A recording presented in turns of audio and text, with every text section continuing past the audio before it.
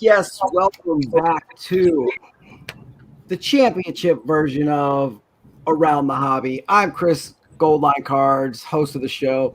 I don't know if we should call it the championship because there are other winners and Tom's never been here before. But I mean, Mallory and Dylan kind of called each other out on Twitter. We're like, I need the best of the best. We got a battle. We're like, we need Mr. Personality himself, Chuck P. Who else can we add? The funniest guy I know, Tom P. Willis, for the most entertaining show we're ever going to have. So I'm super stoked for this. First thing we always do, and I'm sure everybody knows, but we got to go through it again, who you are, what you collect, what you're doing here, why are you even on the show? Mallory, we'll go ahead and start with you. Tell us about yourself. Go ahead.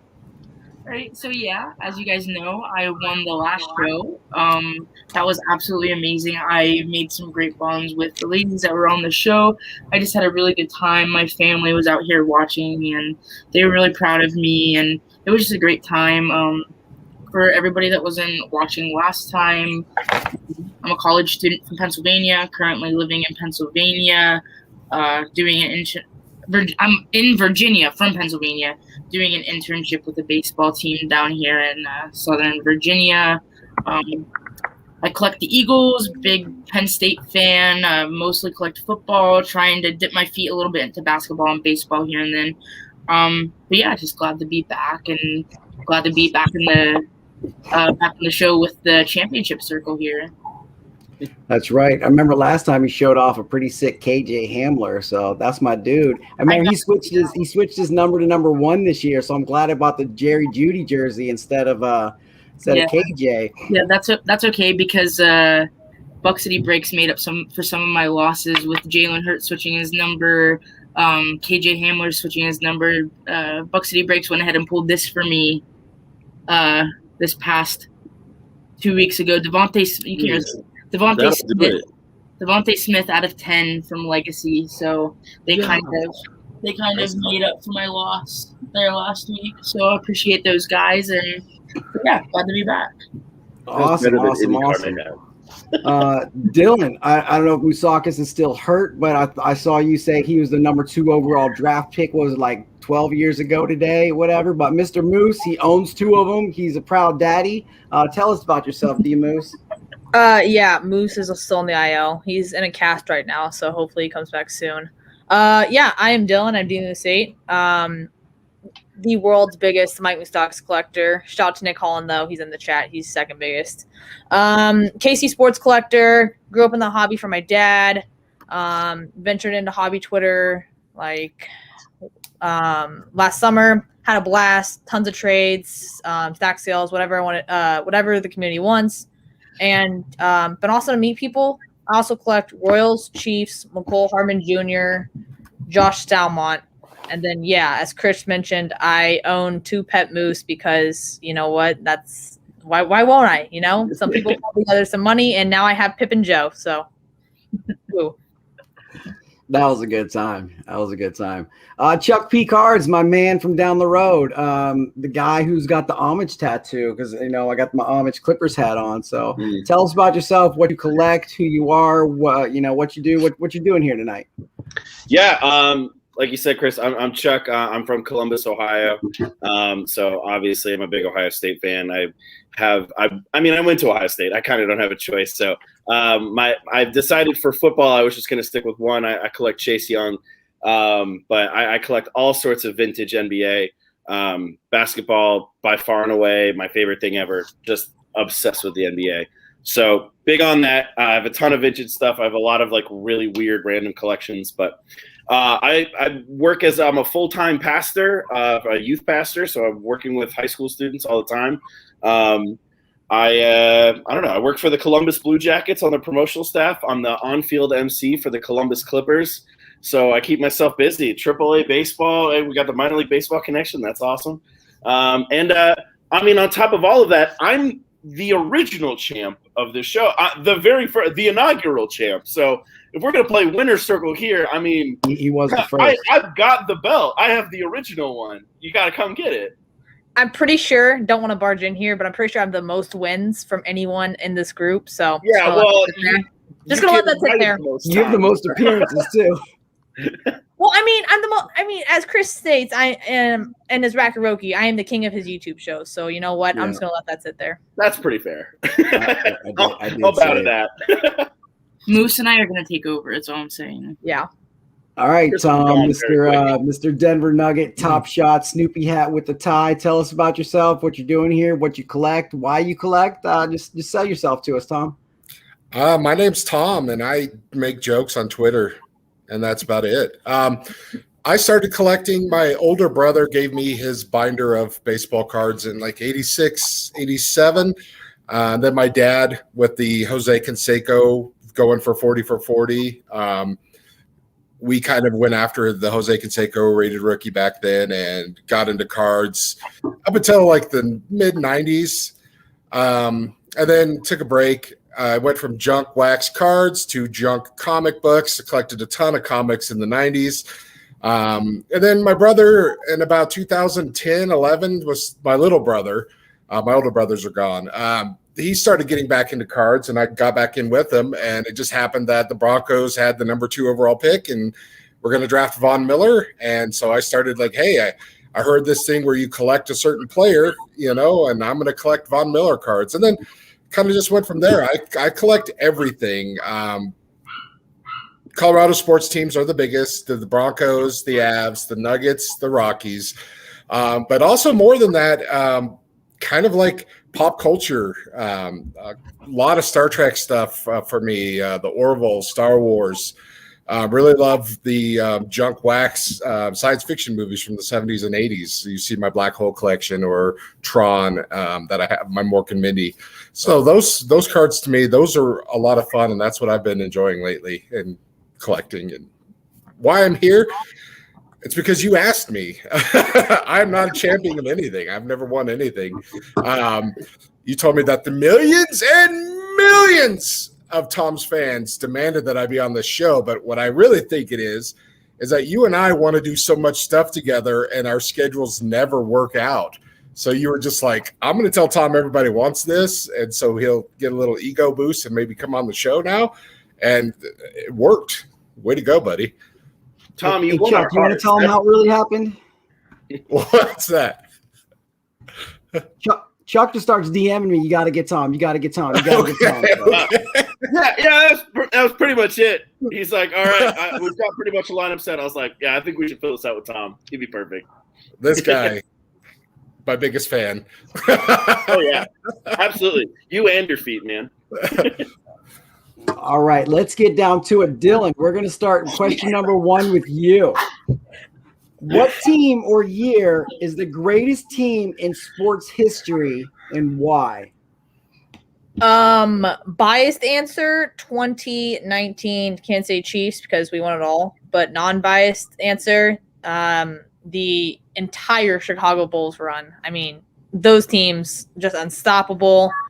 People only talk about Jordan, but you got Pippen, you got Rodman, you have BJ Armstrong, Horace Grant, Bill Winnington, and I'm missing one off the top of my head. Tony Kukoc. Tony Kukoc. Thank you, Tom. I appreciate that. He was my low-key favorite. Sorry. Yeah, so I think the Bulls are probably the greatest sports team of all time. You could also go with, though, the Warriors, the whole Warriors run 2016 to 2018, where they just dominated. They lost to the Cavs, so there's a guy named LeBron who's in the way. LeBron, you can't get past him. But yeah, that whole Steph Curry, Klay Thompson, Draymond Green, and Kevin Durant thing kind of worked out. So those are my. Except for the 3 times that they did. To be fair, LeBron had Kyrie Irving for a couple of years, so that probably helped him. All right, good solid answers. I dig on the Chiefs the most there, but that's just my opinion. Mallory, we'll go with you next. What team and year is the greatest team in sports history? Okay, so I'm going to go off of Dylan a little bit here. Biased answer, 2017 Philadelphia Eagles coming back into the playoffs and beating good old Tom Brady with Nick Foles. Just like that's a complete biased answer, and that's nothing off of statistics. It's just like the most nostalgic thing that's ever happened to me. But if I'm going off of real reality, I'm going to go with Dylan here. The 1995 to 1996 Chicago Bulls coming in with Jordan, Pippen, Rodman. I think they went 41-3 into their first 45 or 44 games. And then they finished off 72-10. They beat the Supersonics to win it all. And like whenever I thought of this question, the first thing that popped into my head is the picture with like the starting 5 guys with Scottie Pippen, Jordan, and the others, as you guys mentioned. But that picture just pops into my head when I think of this question, that famous one you see everywhere. So yeah, gonna have to go with Dylan's answer there as well. Awesome. We got 2 homers then. Tom, give me a Broncos team or something, man. What's the absolutely best 100%? Team ever? Just to throw it back to the 72-10 Chicago Bulls. They did lose to the Indiana Pacers twice that year, which was kind of surprising. The only team to beat them twice, in the regular season. My all-time, I've been alive 42 years, and in my lifetime, the most dominant I've ever felt about a team was the 1998 Denver Broncos. That 96 to 98 year span, if it wasn't for Mark Brunell running for his life, the Broncos would be 3-time champions in a row, and something that had never been done before. 97, we were the wild card team, and my dad and I, we knew we were going to win. Like, we were like, this is it. We're not going to lose to the Packers. We don't care how much they were. We had a vendor at our grocery store. He was a Raiders fan. He brought our magazines. He pulled out his entire life savings and put it on the Broncos to win the Super Bowl. And, his wife almost killed him, but, since we won, cashed out. We went into 1998. I honestly thought we were going to win every single game and go 19-0. Not a doubt in my mind. We started 14-0 and then lost to the Giants. We got, John Elway goes out. We got Bubby Brister, winning 4 games. 2,000 yards for Terrell Davis. Rod Smith had like 1,200 yards receiving. Ed McCaffrey had over 1,000 yards. You got Shannon Sharp scoring those touchdowns. That offense was just at that time so brutally dominant and just beat you in any way it can. The defense wasn't as spectacular as a lot of the other defenses you see, but they had the ability to make that play. My dad, his saying was, let me get my pick. Let me get my pick when things would get tight. And darn it if we didn't get an interception, So we had an opportunistic defense and a special teams. We had Darren, I forget his name, or someone, he returned 2 punts, and like that year for a touchdown. And we blanked Carolina. Yeah, we ran into that Giants team, which was a huge upset. And you're like, okay, maybe we got, this will wake us up. And then they blow it against Miami that next week. And you're just like, what's going on? And then, yeah, they just snapped, turned it back on, and just dominated. While the Jets AFC Championship game was a little scary. We were down like 10-0 at half. Onside kick, and then just rolled it. But other than that, that's to me the only time in my life, besides that 95, 96 Bulls. I was a senior in high school, so I remember those teams because I was a fan. But I never felt like I did with the 98 Broncos, where like it's inevitable. I mean, they were Thanos. They were coming, and they were going to win that Super Bowl. They were inevitable. That's a lot to process, and someone says they're Thanos and Dylan says they're inevitable. All right, Chuck, how you gonna back that up? I mean, bring the heat, Chuck. First off, I love the appreciation. Love the appreciation for the old basketball teams, and I'm here for it. And you guys were so very close. You almost got this answer right, but you were just a little bit wrong because it's actually the 1992 USA basketball team. That is the best team, the best year, the best anything that's ever happened in the history of sports is the 92. I literally have that written on my piece of paper. You have 11 Hall of Famers and Christian Laettner. And you have the best collection of talent in the history of sports. In the history of sports. Yes, Chuck. It's true. You have 17 MVPs or Finals MVPs on one team. On one team. It's the 92 Dream Team. I don't know who Angola is, but Angola's in trouble. I literally have written down on my piece of paper for my answer the 92 Dream Team. And Tom, I need to tell you, in that 1996 team, we lost because on that 3rd and 8, they had an incomplete pass, but Michael Dean Perry didn't run his ass off the field in time, got a 12-man on the field penalty. I ran into Michael Dean Perry in a bar in Cleveland like 15 years ago, and I let him have it. And he was like, man, I feel so bad about this. Is that like that team and the 2012 Broncos where they lost to the Ravens? We're the two best teams in franchise teams. history. Yep. And they didn't win those years, which is crazy. But, you know, I'm with Chuck here. Chuck wins question 1 because it is absolutely the 92 Dream Team. You know what? I'm about to go grab my Woody Page board and just put it on like my head and just be like, stop talking about Broncos. I'm about Woody Page. Dylan loses. Yeah, by I'm point. longer than the 3 of us combined on the Broncos alone. I muted Dylan, so he can't talk right now. No, all right, but you know, so the first 2 questions were untimed, so we're not here forever. The rest of them, you do get 30 to 40 seconds ish if you're on a roll, and then you will get muted, and it's a good time. But Chuck, we'll start with you at this round. Who has the most electric personality in sports today? 30 seconds, go. I've got to say, I'm not the biggest baseball guy. I'm well literate. I'm well versed in all, major professional or major sports in North America. Baseball, probably the lowest on my list. But there's one guy who always makes me tune in, and it's Fernando Tatis. This guy gets it. He is so much fun. I probably watched him trotting the bases in L.A., backwards half of it, doing the stutter step, rounding third. I probably watched that clip alone 38 times. I don't go out of my way to watch baseball. Unless the Reds are playing the Padres or we have a national televised game, holy cow, this guy is so much fun, and he's going to bring in the casual fan. Fernando Tatis, he's the bomb. He was so close. That's a great point. He's going to bring in the casual fan. There you go. Mallory, we'll move on to you next. Who has the most electric personality in sports today? This was really easy for me. Also, probably kind of biased, but it's the first guy that pops into my head.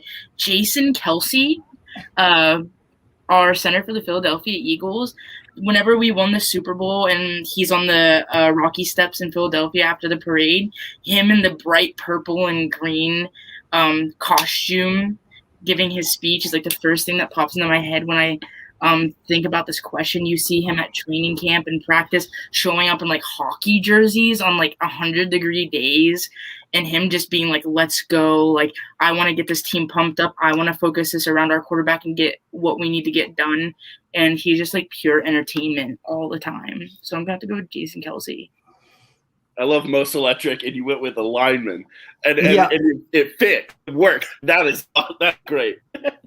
It worked. All right, Dylan, you're up, man. Who is the most electric personality? I can already say you're going with Patrick Mahomes. So, Kermit the Frog, your I'm going to go answer? with a different Chiefs player because if you're in Kansas City, the answer is Tyrann Mathieu. He is the most energetic person in the NFL.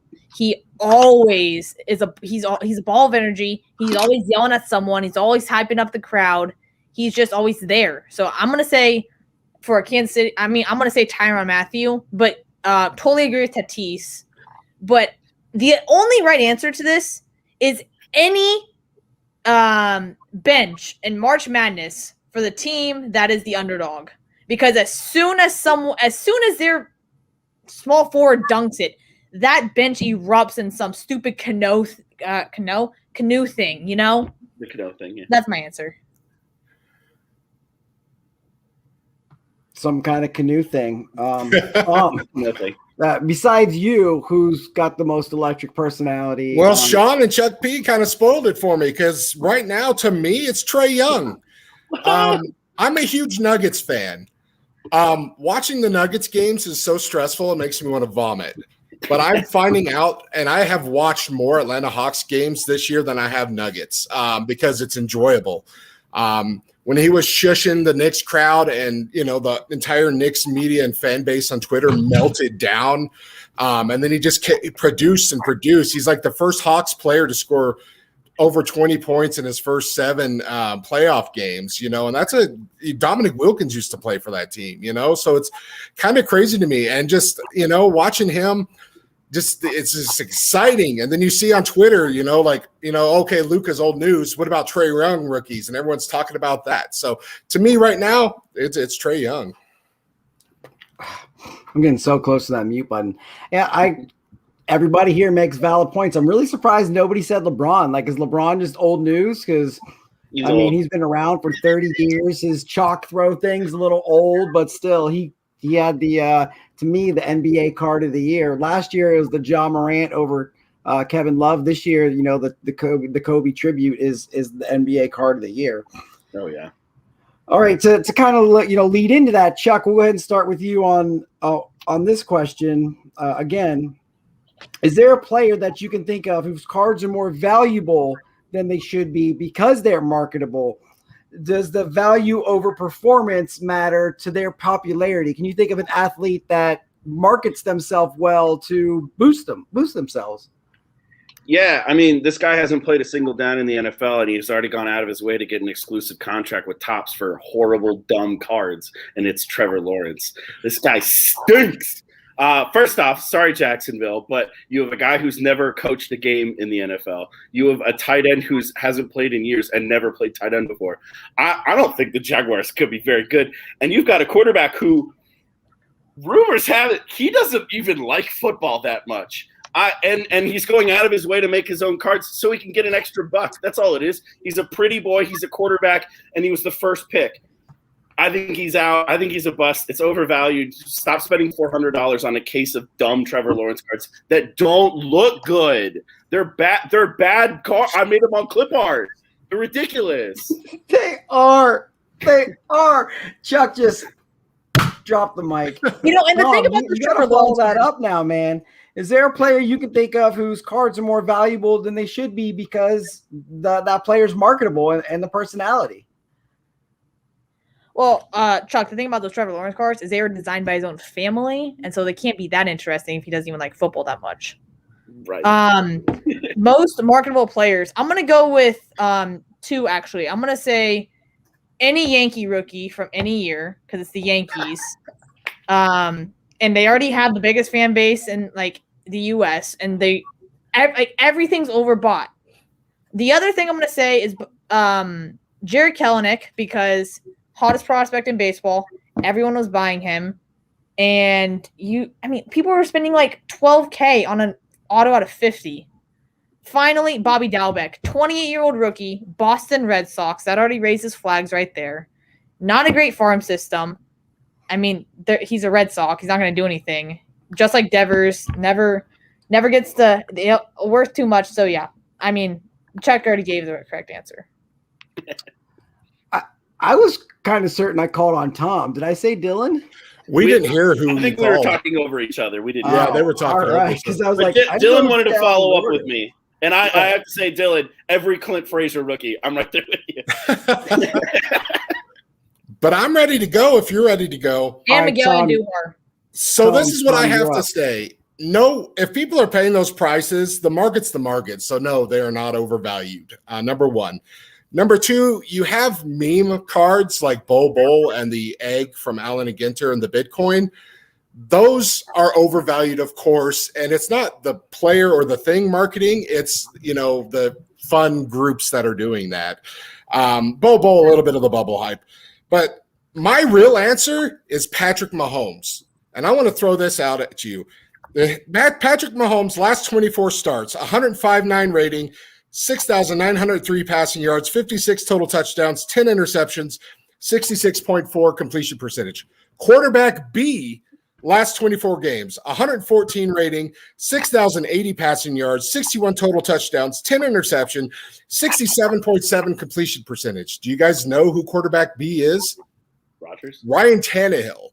Ryan Tannehill in the last 24 games is better than Patrick Mahomes, or right there with him. But Tannehill doesn't have a Super Bowl. Tannehill, you're paying Mahomes prices for Tannehill work, man. Mahomes, his rookie year was amazing. And yes, that hype built and deservedly so. Yes, he won a Super Bowl, but if you're just talking stats now, he's middle of the pack.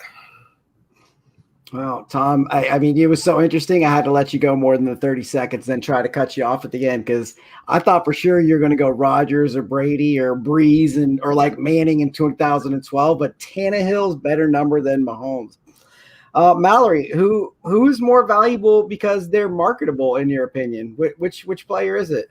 I'm going to kind of go on the same path as Chuck and Dylan, but a little bit off the path coming out of this year's draft.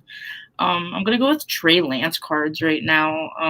I think the Niners reached for Trey Lance, especially taking Lance over Justin Fields in the draft. His non-licensed cards, so the Leaf and the Onyx cards right now, his base autographs out of those sets are going for about $100 to $300 right now, kind of like back and forth on comps, and then some like legacy prices, contenders, anywhere from like $400 to $600.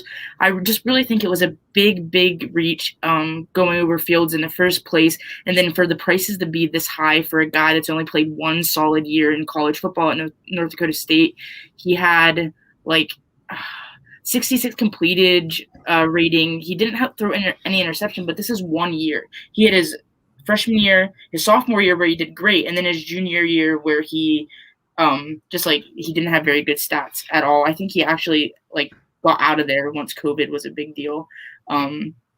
Yeah, Trey Lance is my answer. That's almost perfect. I love it. I kind of want to say like Steph Curry, just because I think he's the most marketable athlete right now, but he backs it up in every way possible because, in my opinion, he is top 3 best shooters of all time. He's going to break all the scoring records. But I don't know. He's up there. I like Larry Bird. So okay, Steph's the best he's for the me. best. all right. But I just think that Steph Curry is the most marketable athlete in sports right now. But he also has every ounce of skill to back everything up. So we're gonna move on to buy, sell, and we're gonna go the order each question: Mallory, Dylan, Chuck, and Tom. So Mallory, buy or sell? The NBA playoffs are better without LeBron and Steph.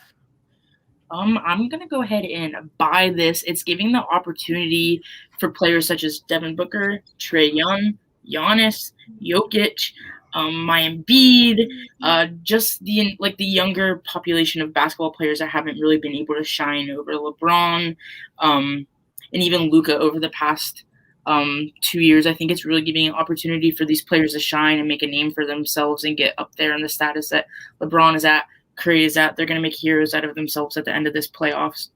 So, yeah, I'm buying. All right, Dylan, buy or sell? NBA playoffs are better without LeBron and Steph. Buy, because now we get all these juicy rumors about is LeBron or Steph running out. No. Yes, because like Mallory said, you want to see like the young guys get a chance, but when LeBron and Steph are in the playoffs, every single headline is Steph dropped 40, Klay dropped 31, Steph had 15 assists, breaks another record. But you don't hear about the guys, the 8th seed, right? You don't hear about maybe the 8 and 7 seeds who are trying to pull off these upsets, and these guys like Jokic, or I guess people like Jokic and Luka and all these guys who are having great games by themselves. They get overshadowed because Curry breaks records that I don't know. He shouldn't be breaking. So I think that it's awesome to see the younger town of the NBA finally get their shot. Like the Knicks. I mean, if Steph and LeBron were still in the playoffs, would you be hearing about the Knicks? No. Well, they're out, so it doesn't matter now. But also, I'm glad you brought up Jokic because he just won the MVP. So. Chuck, why don't you tell us, is it better or worse? You're Mr. NBA without LeBron and Steph. It's better with LeBron. It's better with Steph because look, this year there's going to be history made. No team in the West has won a title ever. The 76ers won in 83. The Bucks last won in 71. The Hawks last won when they were in St. Louis in 1958. And the Nets have never won. So you're going to have like this big historical break some whatever first in franchise history or first since 40 years from then. But it's so much more interesting when you're able to beat the best players. Steph Curry, LeBron James are going to go down as the best players this generation, and if beating them, it means a whole lot more. I was watching the Nets and the Bucks game yesterday. Right before it started, my mom asked me, "Who are you rooting for?" And I was like, "Oh, I'm not sure yet." She goes, "Well, I'm definitely rooting for the Nets because I don't like James Harden and he plays for the Bucks." And I was like, "No, he doesn't. Clearly, the casual fan doesn't even know who's on the teams that are left." So it's so much more fun when more people are watching it. The product's better when more people are watching it, and people watch it when they have players that they know, like Steph and LeBron. And the history is made so much better when you beat the best players. All right, Tom, let us know. Is it better or worse without Steph and LeBron? It's both, but mostly worse. And this is why. It's kind of Chuck P. I'm agreeing with him. You need villains and you need the bad guy. And so when the Suns beat LeBron and the Lakers, how amazing was that for 29 other teams and fan bases in the league? We were just jumping up and down and cheering. Steph not being in the playoffs, he's my favorite player to watch, him and Jokic, but Steph, the stuff he does is just crazy, the shots. So yeah, that's going to be missed. You know, you're going to miss those big stars. It's great that these young teams get these opportunities, but you want those young teams to beat the bad guys. You want them to beat LeBron. You want them to beat Steph, because you don't want, like, oh, LeBron and AD were hurt, so this is an illegitimate Jazz championship. And you're like, no, they got whooped by a team, and then, you know, that team carried on. So that's what I feel like, you know, like we need those big guys. You know, Steph's not really a bad guy, but he kind of is to all the other teams, you know, because of the dynasty stuff. You need to beat the bad guys. To be the man, you got to beat the man. And with two of the biggest men's in this league, and it's a little bit of disappointment to me. Yeah, and Smash does say the teams in the West did beat Steph and LeBron because they did make the playoffs in or now out. So yeah, but not their full squad and not at full health. And I also think it's when it matters, you know. I think it's better with them in it because you're watching two of the greatest to ever play the game. Basketball is better when the better players are watching. This is my opinion. Yeah. All right, we'll move on. Mallory, Jacob deGrom is the best pitcher you have ever seen. You buying or selling? I'm gonna go ahead and sell here. Baseball is one of my last sports that I follow, even though I work for a baseball team. I'm right there with you. But I grew up I was born in 1999, so like the first pitcher that I can think of that I'm like, wow, and like I have some of his cards just because it's like nostalgic just to think back on it. But Randy Johnson is probably my favorite pitcher of all time, and just like looking at his stats, just absolutely crazy. 306 over 166 over 22 years, 4,875 strikeouts over 22 years. I just grew up watching him. He was a fun guy to watch. The iconic video of him hitting the bird with the baseball. Just love Randy Johnson, and I don't think personally I could put him over any pitcher. All right. Dylan, you buying or selling? DeGrom is the best pitcher you have ever seen. Oh man, I'm gonna buy that he's the best pitcher that I've ever seen, but that's just because I've only been alive since 2006, and I do not think that there is a more dominant pitcher as of this moment than Jacob deGrom. However, if let's say I'm not born in 2006, I'm a lot older, I'm gonna go with Nolan Ryan here, because based on his body of work, how long he played, it's incredible the numbers he put up. And I'm going to be honest, pitching's not really my best strong suit, but Nolan Ryan, based on his stats, I mean, the guy literally pitched 5,300 innings. Like, let me know when DeGrom pitches 5,300 innings. I don't think longevity has to do with quality, but that's my opinion. Chuck, what's your opinion? Is DeGrom the best you've ever seen? No, it's Mariano Rivera. Oh, that's all you need. That's it. Yeah, I wasn't even thinking reliever. You come out of left field with that one with the Sandman. No, literally left field, because that's where the bullpen entrance was. No, when I was a little kid, he played for the Columbus Clippers because we were the affiliate for the Yankees, and I fell in love with those guys. I was there. You know, I mean, I walk halls at work and I see the big poster and I see Mo and I'm like, "What's up, Mo?" And then I go to work knowing Mo is looking over me. He's the best. He's a 13-time All-Star. This is a guy he's a reliever, and he got MVP votes 9 different times. Like, it's Mo. It's Mo. It's Mo. It's Mo. It's Mo. It's Mo. All right, Tom, who's the best you've ever seen? Is it DeGrom? You buying or selling? It's not DeGrom.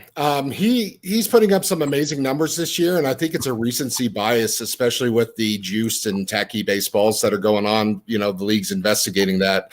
So, you know, what's going on? For me personally, it's Greg Maddux. I love that guy, and his control and just the mastery of the strike zone was something unbelievable to me. And not only that, he had 18 Gold Gloves. He had a career 171 batting average. 4 times in his career, he was over the Mendoza line as a pitcher batting, over 200. He 356 wins, 316 RA, over 3,000 strikeouts, and you know everyone's seen the meme about the 4-pitch walk count where he's faced 20,000 batters and only 293 4-pitch ball walks, and 150 of those were intentional. So 140 times in his whole career did he miss 4 times in a row. And one of the craziest stats is he has a 76 pitch complete game where he only threw 13 balls against the Cubs that had Mark Grace and, Sammy Sosa. So just those things to me, like Maddux is like the professor. And I always dig those cerebral type guys. And Randy Johnson, he's like the skill guy, just amazing. Nolan Ryan, if you look it up, has average stats. He just played 900 years. And Mariano Rivera, he blew a World Series. So, I mean, yeah, and he won 5 others. Maddux had a 209 ERA in the World Series and 34 innings pitched. So, Maddux is live and also have an awesome commercial where chicks dig the long ball. Chicks dig the long ball, man. They marketed him. I never heard Mo say that. No. No, he just has his own theme music. He stole a song from Metallica before Napster ever did. Yeah, it's true. Oh, man. All right, Mallory, more than one Major League Baseball team will win 100-plus games this year. You buying or selling?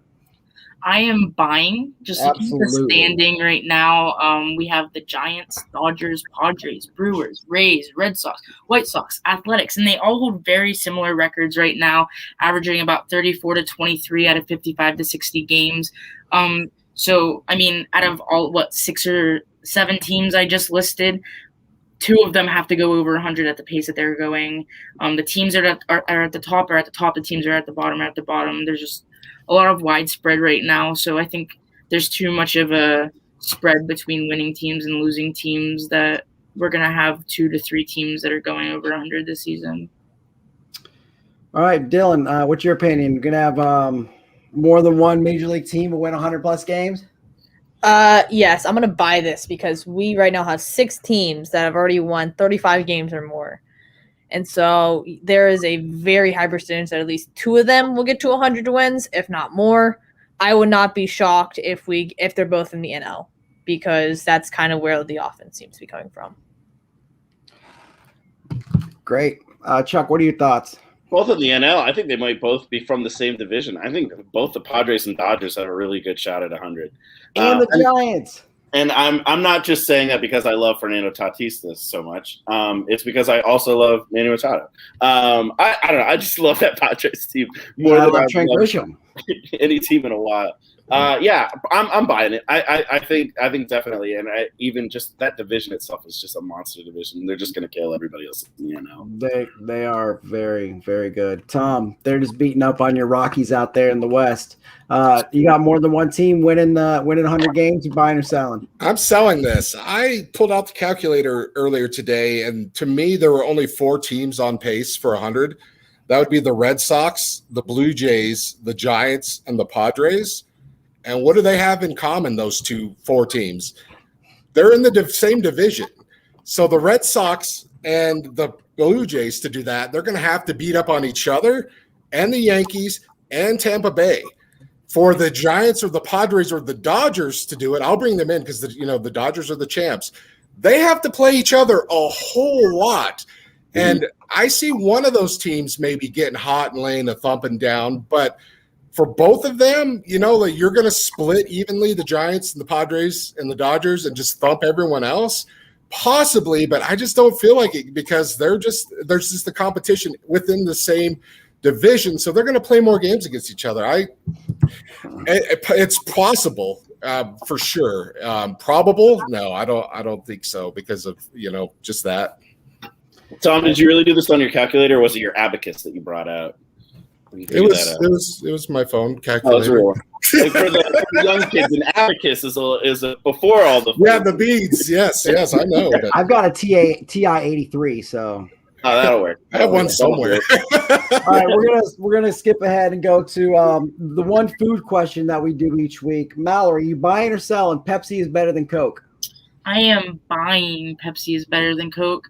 I'm a big Mountain Dew person, Diet Mountain Dew person to be specific. And Diet Mountain Dew comes from the Pepsi company. Diet Pepsi is even, in my opinion, better than Coke. Was grown up on Pepsi products.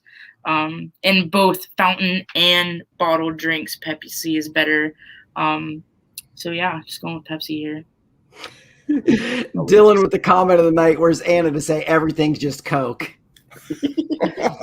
All right, Dylan, is it? I can't right now. This is a hard sell for me. This is a hard sell. We always have Coke in my house. That's all my parents will drink. But I'm a Dr. Pepper fan, so I guess you could say it's a Pepsi product. It's not. It's independent. Dr. Pepper. But if I had to choose between Pepsi and Coke, it's Coke all day. Pepsi's disgusting. Oh man, we got to go with some RC Cola. Chuck, what do you got? You buying or selling Pepsi? My optimally cool beverage. Oh, look at that! It's a Diet Coke because Diet Coke is the winner here. If you're going to go down the roster of the other products, I'm sorry, but Coke has Dasani, way better than Aquafina. That's basically toilet water at this point. You got Fresca. What does Pepsi have? Squirt? Cool. That Fresca is the Cadillac of mixers, by the way. Fresca is the bomb. We got Fanta. What do you want? Sunkiss? Sunkiss is ridiculous. Fanta, I want Fanta, man. It's absolutely true. Coke. It's not even a question. Does Pepsi even have an alternative to Sprite? Just asking. Yeah, they got like Sierra Mist. They tried to rebrand it, and it didn't work, and they went back. It was terrible. Oh, God. Tom. Coke is Tab. It is Tab. I grew up in the South, so, of course, it was always, hey, let's go get a Coke. Coke is the king. Coke's number one. Coke has been there forever. Coke is iconic. Coke has the polar bears. Coke has, I'd like to buy the world of Coke. Coke's biggest competition in the 80s was itself with Coke, New Coke and Coca-Cola Classic. And cocaine. What did Pepsi have? Pepsi had Cindy Crawford, and Mallory and Dylan don't even know who that is. It's the taste of a new generation, and they're the new generation, and they don't even want to taste it. I love Mountain Dew. Diet Mountain Dew is my jam. So, Mallory, you're my girl. But head-to-head, Coke, to me, before I was a diabetic, was better than Pepsi. Diet Pepsi is better than Diet Coke to me, but Coke Zero and Pepsi Zero, Coke Zero wins. But look at the innovation there. Coke, then Diet Coke, then Pepsi, then Diet Pepsi. Then Coke has Zero come out. Now Pepsi has a Zero come out. Coke is just ahead of everyone. Plus, there's like two people that know its recipe, and they can't be in the same place. It's like the nuke codes for the, president and vice president. It's iconic, historic, and just amazing. Coke. I'll drink a Pepsi, no problem. But I mean, that's number two. I mean, it's NFL versus XFL. Oh, I need a second here. I need a second. Zach's in the comments saying Santa Claus wins for Coke. It's over. They created the modern Santa Claus. That's right. They're the ones. The Santa Claus you see now is Coke marketing. That tells you how big Coke is. Pepsi brought us Britney Spears commercials. Cool. Yeah, that Super Bowl halftime show was real cool. Way to go, The Weeknd. I really enjoyed that.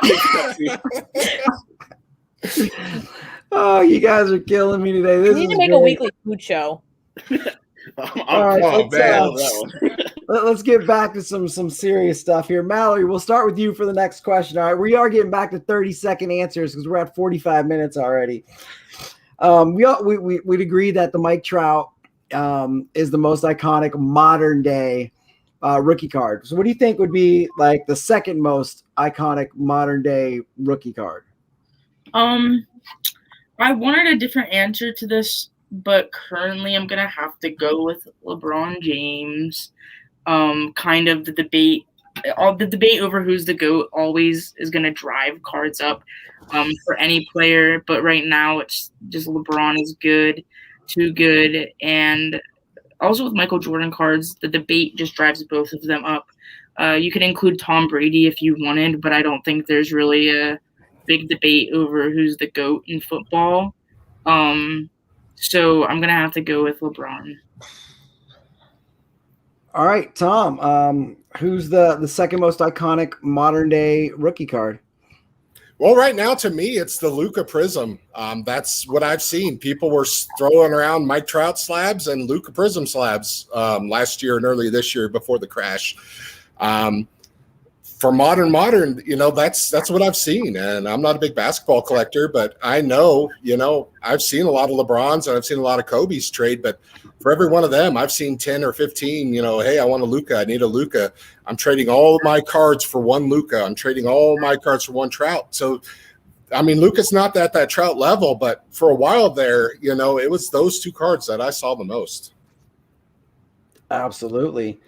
Chuck, what are your thoughts? What's the second most iconic rookie card of the modern era? I think you got to go superstar quarterback, and it's that Pat Mahomes that rated rookie optic, that view is such a cool perspective on it. Obviously, it was a picture taken before games and such, and it looks incredible, and it's easily identifiable too. I mean, that's part of it. Being iconic, you have to be able to sit and you can just name it. I know I said it and it popped in the top of your heads.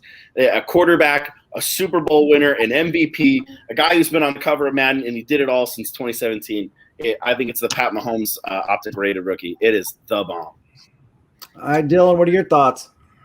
Probably gonna be alone on this one, but Connor McDavid Young Guns. No one's talking about hockey cards here. Go look up some of those comps. That card consistently sells for like $300 raw. If you get in a 9.5 BGS or 10, you just made yourself a lot of money. No one talks about hockey cards. They're steadily gaining value. Connor McDavid Young Guns. There you go. Hockey cards have always had value. It's just that now there's more eyes on it. You have to ship it to Canada. That's the issue. Yeah, that's the problem. Hey, NHL's coming to ESPN. They're going to sell the product. We'll have more of it.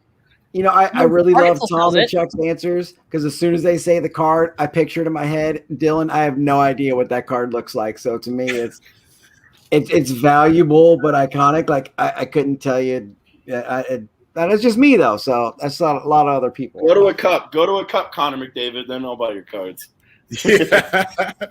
Honestly, I picked Pat Mahomes because I wanted to beat Dylan to the punch. And I really hope I didn't just steal his answer. Mahomes totally. My answers were literally Luka Prism, then Mahomes. So thank you.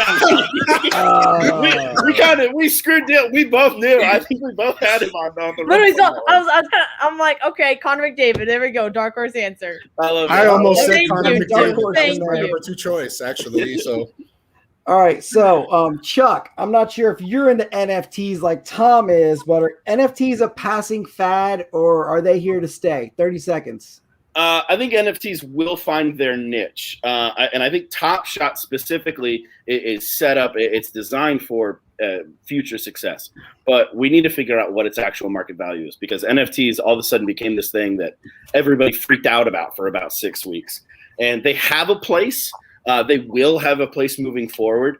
I just don't know what that true market value is going to be. I have cards that at one point would have sold at like $40 that now you can get for like $3 because people went insane for a little bit. And it was $48 million day in February. And so, yes, but we still have to figure out where that market value lies.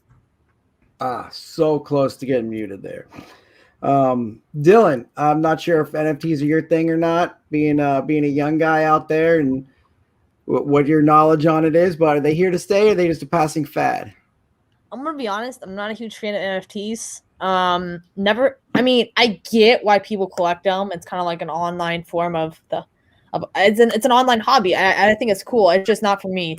But I do think it will have its I do think it's gonna stay there just because everyone's promoted it. You have so many, like you can buy an ape now. You can literally go online and buy a pixelated ape and it'll be like tons of money. So there's gonna be a market for it. There's always gonna be people that are gonna like it. And I think it's gonna be like cards. I think it's gonna kind of like settle down, maybe stay consistent until it hits that big boom, and then it'll be up again. But yeah, I don't think it was. I think it'll just stay consistent and then go up again. Mr. NFT Tom, we'll go you on guys to are you looking next. at this entirely the wrong way. You're focusing on NFTs as collectibles instead of what they can be more of. Take a look at what Gary Vee did with his NFTs. You own a certain level of NFT at GaryCon, you get to have lunch with him. You own the next level, you get to have a beer with him. The next level, you get VIP treatment. Dylan mentioned the apes, the Bored Ape Yacht Club. Those people are such a tight community now that they've created stuff for each other. There are places on NFT sites, you have a little NFT housing and you can display your NFTs. You can only get into some if you have a Bored Ape. You have to show proof of ownership. So it's an exclusive club. Kevin Smith, if you own a certain level of NFT that he sold, you get to be in his movie.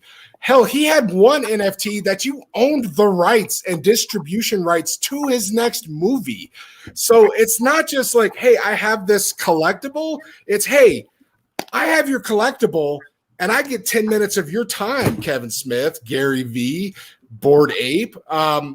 And we're not even into the gaming yet. That's where it's really going to take off, is when, you're playing your World of Warcraft and you get your Sword of Donger drop, and then you could go on and put 3K and get it immediately. That we're still a few years away from that. So we're just barely scratching the surface, and it's really interesting to see what's going on. Yeah, I knew none of that information, so I decided not to mute you and just keep letting you going so I could be educated myself. Mallory, I have no idea if you like NFTs or what your background is there, but do you think they're a passing fad or they're here to stay? So I have a little bit more knowledge on like the sports NFTs, like with Top Shot and stuff like that. I don't like them, but Logan Paul dropped a crap ton of NFTs, sold them for thousands of dollars, and these people own like moments of Logan Paul's live, like moments whenever he's boxing, whatever it is. I love the idea behind owning a moment whenever someone dunks on someone, whenever someone makes the game-winning shot in a basketball game. I love that idea, and I think that right now with the card industry and the sports card industry, with everything being so expensive and physical cards being so expensive, NFTs is a great way for people to move their hobby into a different direction. That's a great point. It's the evolution of the hobby, because you just go different ways. Che and I talked about on the show last night. Okay, we'll move on. Tom, we're going to start with you on this question. What is the single greatest sports record of all time? I know it's been thrown around by some other guests on the show that like Willie Woe Toenail Johnson back in 18-2 through 197 complete games. But you got to remember, like, that era of baseball and this era of baseball and sports is, I'm going to stick with baseball here. It's completely different. And to me, it's Cal Ripken's 2,632 games played. And you want to know why? Because physically, just think about that. How in 16 years, Dylan, he can't even comprehend this record because he hasn't been alive for 16 years. He's 16 years without an injury, without slipping in the tub, without cutting his hand, reaching for the last Pringle in the can, without blowing out his knee shooting basketball. And the mental aspect of waking up and wanting to go to work. Yes, I finally got to mute somebody. All right, Tom was going on and on, but I did Cal Ripken, but some might say he hurt his team by not taking a day off. Let's see, who do we got next up? Mallory, what is the single greatest sports record of all time? So I kind of took this question as like actual team records. And the first thing that pops into my head is in 1959 to 1966 Boston Celtics.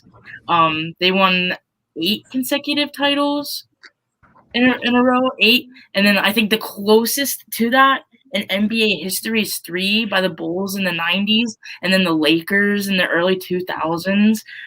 That's just absolutely crazy to me. The 8 national titles, 8 years back to back to back to back to back to back to back to back by the Boston Celtics. You just have to be a monster of a team to do that, and to think that the team with Michael Jordan and Scottie didn't even do that is crazy. Super close. All right, Dylan, you're up. Sorry, I'm looking at my list and I got all confused because it's way past my bedtime since we had to take an hour late. Dylan, what's the single greatest sports record of all time? Well, let me take a tour of the basement. You guys can just see for yourselves. Oh, I know where we're going here. Oh, So there's this guy. His name's Ricky Henderson, and he happens to have a pretty decent record, otherwise known as most stolen bases of all time. And if anyone here follows baseball, you know that no one steals bases anymore. Whit Merrifield's leading the league with 15, 16. He's on pace to have 70. That's great. Only 60 short of Ricky Henderson's all-time season record, which is 130, which is almost one every game. 1406. No one's getting 500 in the modern days. That is an untouchable record. All right, Chuck, what's your thoughts? What's the single greatest sports record of all time?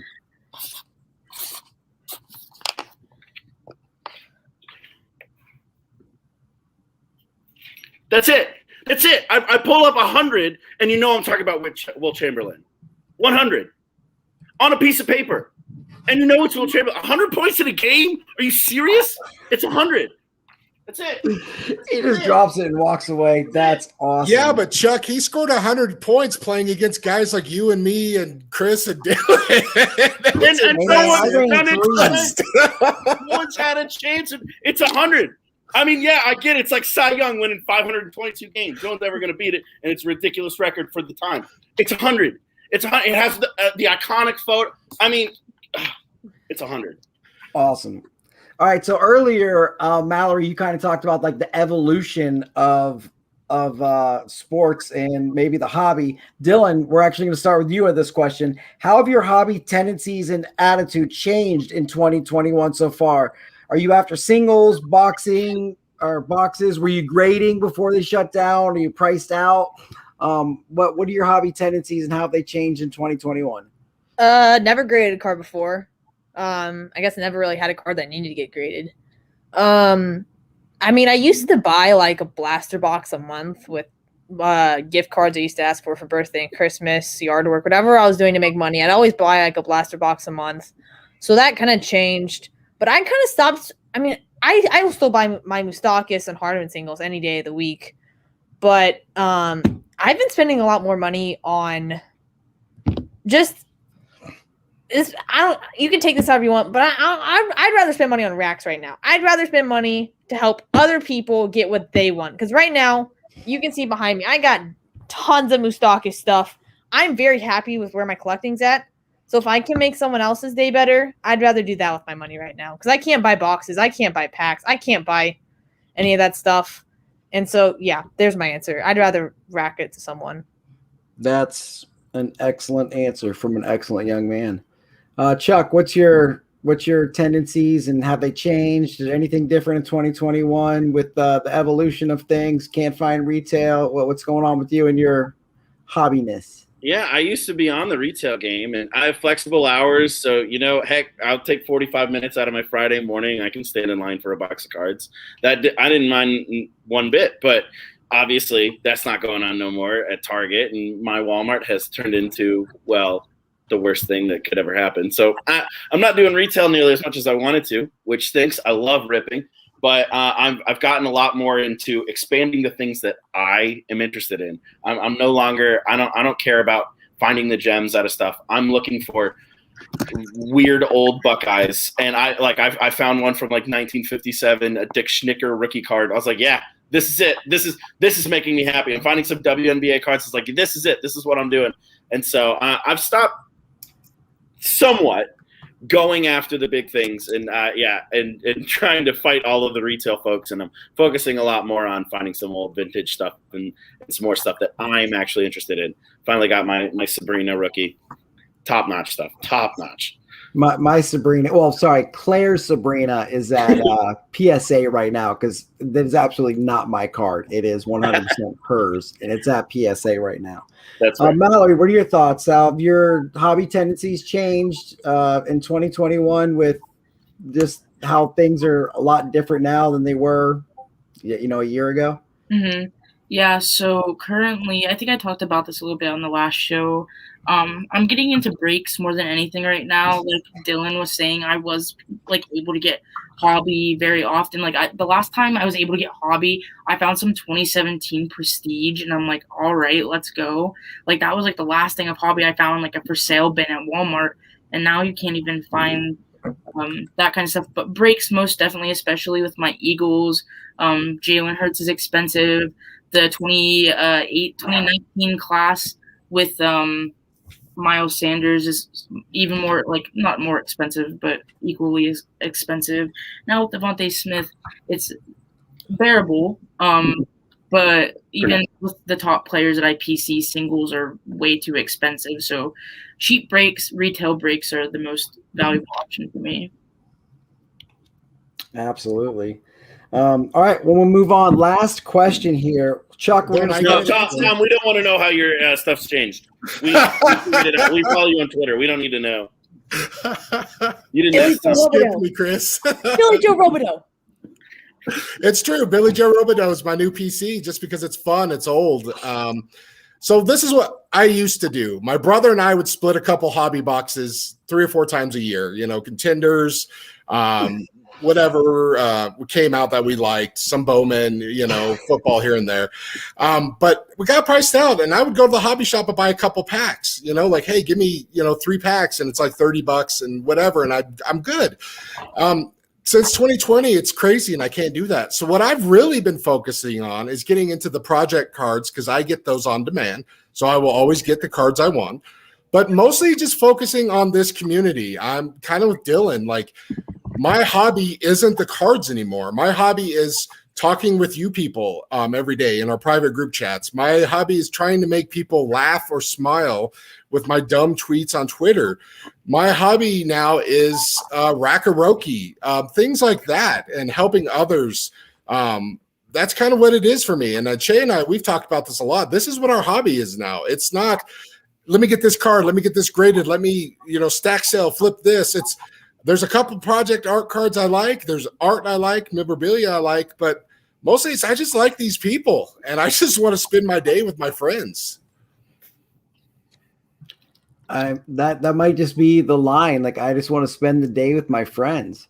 Today is National Best Friend Day, and there is nothing better than spending tonight talking with some of my best friends about flipping baseball cards. Woo! On a Taco Tuesday. Awesome. Taco Tuesday. On a Taco Tuesday. Yeah, buddy. Awesome. Yeah, I think it's so different. Like Tom said, right now I've got a rack going on. I have 64 people involved in now. 64 people are interested in helping somebody better their life or the life of somebody else in one giant coming together of something. Don't get me wrong, I love buying boxes. I get retail online because you can't get it at a store anymore. I got a Series 2 Jumbo coming in. I still grip a hobby when I can. I open with my wife. I open box every Sunday with my daughter. My son's starting to get into stuff. We finished the Jesse Winker Chrome Rainbow. I got one more card to go on the Cooper Cup. I got a Von Miller Rainbow. I like chasing just other things now. But like you said, man, nothing like my whole day today was spent getting 64 people together and putting this together for somebody. And that was like, I I've never done anything like this before. My racks are like 5-10 people. Hey, let's buy, Wes, this Patrick Mahomes printing plate. We had like 10 people in on that. This is 64 people.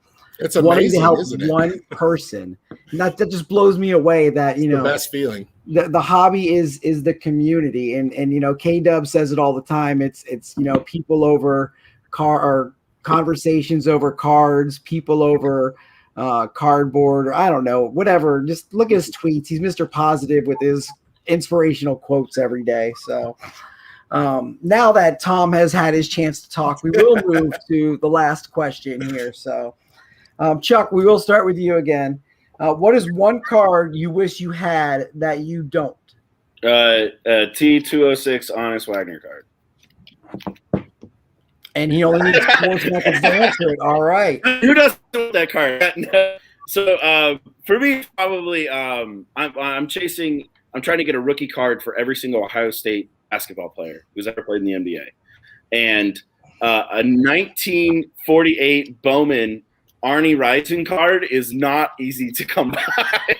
1948 cards. I mean, this guy's a Hall of Famer. He's from Ohio, obviously. He went to Ohio State.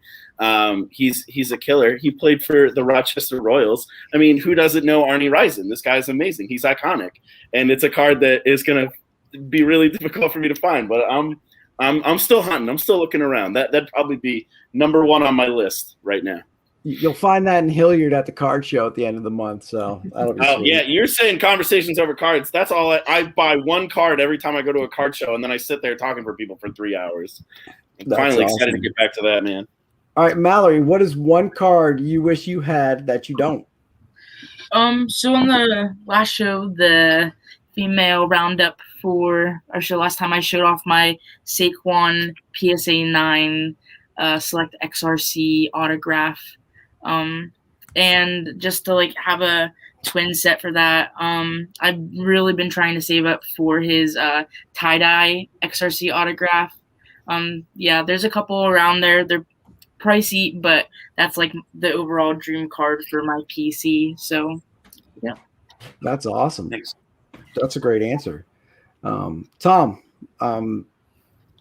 real simple. I want a booklet that has John Elway's autograph on one side and Peyton Manning in a Broncos on the other side. Just that dual auto of those two players. That would be it for me. I would look at that card and be like, you know what? No matter what else I have in my Broncos collection, I'd be like, that makes me so happy.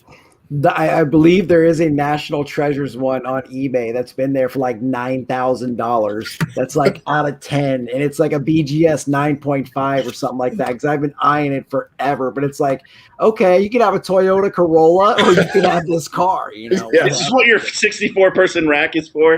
Yeah, the 64-person racks to get me that card. So screw all you guys. I'm stealing your money and disappearing. So nobody knows my address. I'm changing my phone number and I'm buying that card and disappearing. It's gonna be awesome. Some of us live in the same city as you. We know where you are. This is true. I'm gonna have to move. Yep, I'm gonna have to move. All right, Dylan, round us out. Last question, last person. Let's go. What is one card you wish you had that you do not have?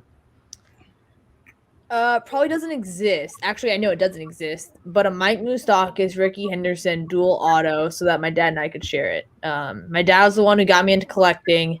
He was the one who started it all for me. And he was kind of the person that told me, if you collect one player, you could have something really special. And so I kind of leaned on that. And so, yeah, if I could have any one card, it would be that.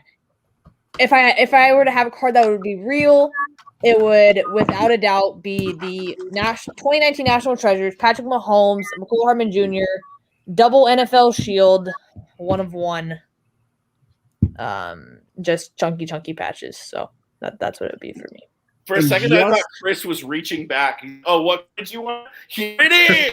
I thought he was going for it. I was like, holy cow. I did want to show off a card, though, because you said the dual Ricky and Moose. I've got a dual Bellinger and Puig, because my wife PC's Puig and I PC Bellinger. So I've got this awesome PSA 10 that's kind of, my wife's favorite and my favorite. So Just going along the lines, I knew this was sitting here, and I just had to show it off because the sentimental value of it. So, the moment is come. I said we might, add in one extra question. We're an hour and 10 minutes into this. So the winner, it came down to me to very close to all four of you, but we're going with Chuck P as the winner. He deserves the it. original winner. He's got the title belt. He can just RVD it across again and again. He brought the fire all night. He brought the comedic. He brought the knowledge. He dropped the mic. And so, Chuck P, I'm going to talk for like 6 more seconds. Then you have your minute of untimed whateverness to show off your tattoos again or whatever you'd like. So, Chuck, championship, go ahead. Floor is yours. Well, first I'd like to say hi to my mom, because my mom asked me when I left the house. I was visiting her earlier this evening. She's like, how can I watch it? So if she made it to an hour and 10 minutes. Hi, Janet. I want to talk about the 1976-1977 Philadelphia 76ers because they might be the most interesting team that's ever existed. First off, they've got Hall of Famers at the butt. Moses Malone, George McInnes, he's the bomb. They've got, of course, Dr. J. Chocolate Thunder, Daryl Dawkins, amazing. They also have there's four generational players. Each guy had a kid who played professional basketball. You have Henry Bibby, who is Mike Bibby's dad. You've got Mike Dunleavy Sr., who's Mike Dunleavy Jr.'s dad. You've got Kobe Bryant's dad, Joe Bryant. You have Tamika Catchings' dad, Harvey Catchings. They both made it into the Hall of Fame together this year. That's amazing. Not to mention you got personalities like World Be Free, Killer, best afro in the game. One of the best cards there. I mean, just a gorgeous afro. And Hall of Fame broadcaster Doug Collins. Spectacular team. It's lost to history. The 76-77 Philadelphia 76ers. Yeah, they lost in the second round. I don't care. They're awesome. And I collected a whole, I aggregated all of the cards together that were possible. There's a few that didn't have cards. So sorry, Stevie Nicks didn't get the card. But they're amazing. And I just want to talk about this team because I'm a big, dumb NBA historian, and I'll talk about big, dumb NBA historical things forever. I hope that was a minute. I think that was just a minute.